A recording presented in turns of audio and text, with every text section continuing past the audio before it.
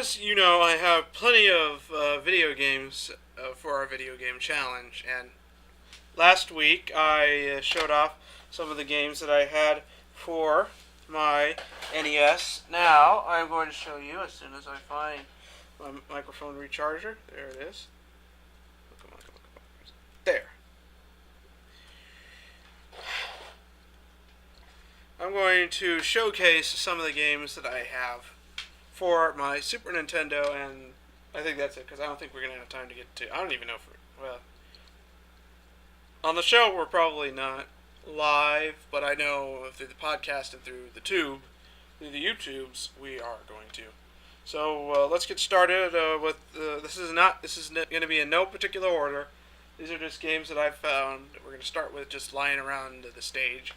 And we're going to start off with from REM. No, REM is not an app for the iPod, but this game should be. It's Super R-Type. For those of you who watch Nick Arcade, or at least remember watching Nick Arcade, you might recognize this game. It is a great little shooter, and, well, I just love space shooters for some reason.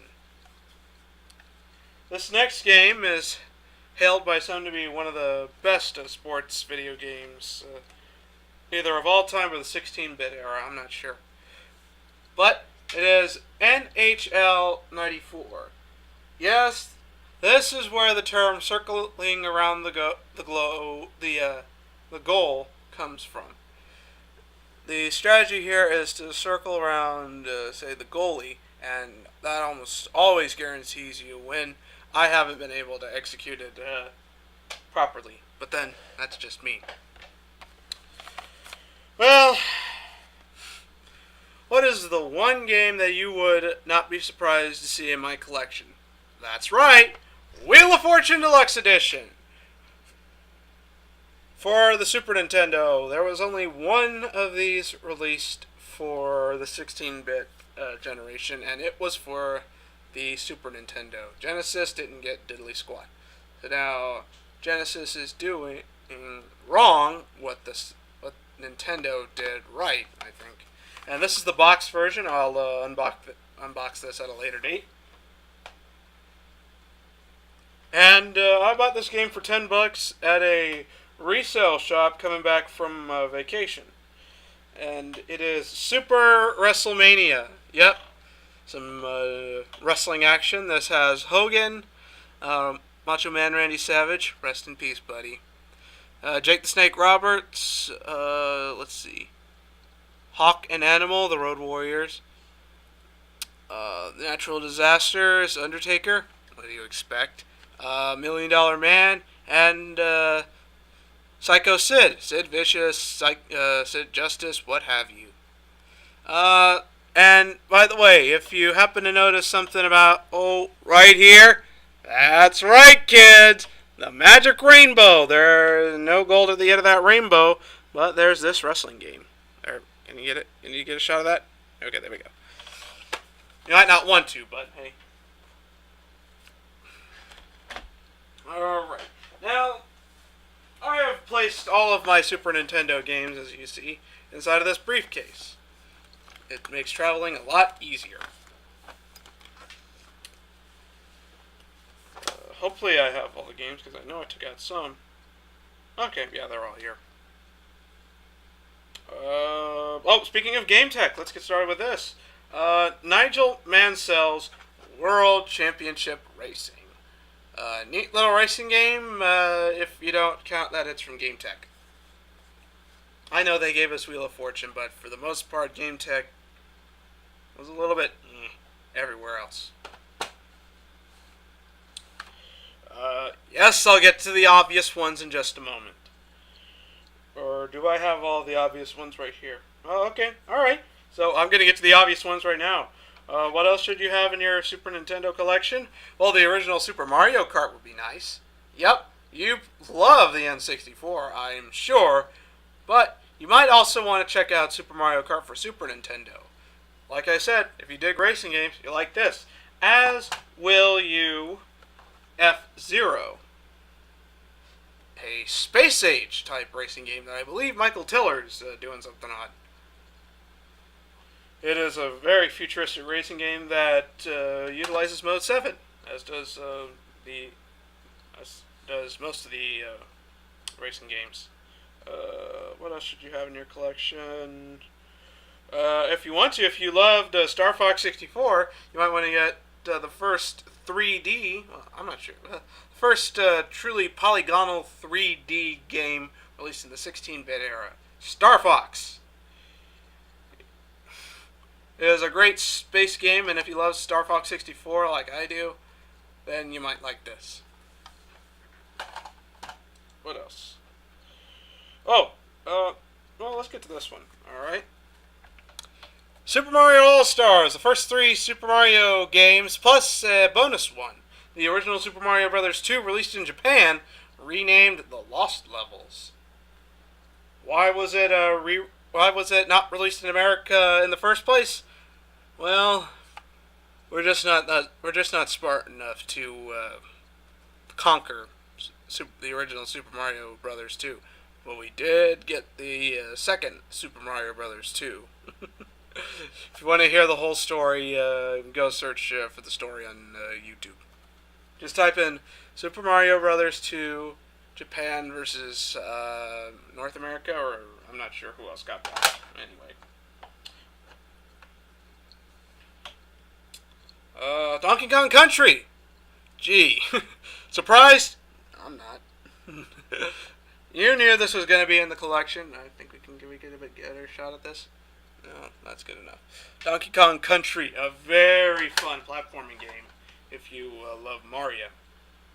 In fact, he was in the original Mario game. He wasn't called Mario, but he was called Jumpman in the original Donkey Kong. And we also have the sequel, Diddy's Kong Quest, Donkey Kong Country 2. The sequel, a great little platformer. What else? I'll save that one for last. Mario Paint. This one does not work because I don't have the mouse for it. Can someone find me the mouse cheap? Please? I know many people have been making videos on Tube about like different theme songs that they've orchestrated in Mario Paint, and I want to slice of that action too. Let's see, Mega Man X. Mega Man X. This is probably, I'm not sure this is the first Mega Man game for the 16-bit era, but I know that this is the first in the X series, which introduces, I believe, the character Zero, I believe. If you were to twist my arm around and say whether or not my information is accurate, I would say it is not. But don't shoot me. Okay, let's get to these so that I can get to the rest of these. There's the first Wheel of Fortune game released on Super Nintendo. Probably one that I would least recommend because it's not as graphically advanced as the second one. But it's still fun anyway, and you'll more than likely see this around rather than the deluxe edition, although I do prefer the deluxe edition to this one. Well, and here's another, if after you play Wheel of Fortune, you might as well play some Jeopardy! It makes sense, doesn't it? This is the deluxe edition of Jeopardy! Which I believe was also released for the Sega Genesis. It's basically the original. It's just that's the first edition of Jeopardy, just with a different name on it and more clues and answers and questions and stuff like that. All right, now for the games. Well, let's get to this last one. I have this game. I just recently got this game for PlayStation 1. I think I'll play more of that than I will play this one. WrestleMania, the arcade game, probably considered by most to be the worst port of the game, because it doesn't have two characters, it doesn't have all the sound effects, all that stuff. But I still had a fun time playing this before I got the PlayStation 1 version. Alright, now let's get to the more familiar titles. We have Tetris Attack. I believe this is not the sequel, but I think this is probably the first version of Tetris to be on the the Super Nintendo, and if you played Pokemon Puzzle League, it's the exact same game. So whether you get the one for N64 or this one, it really doesn't matter.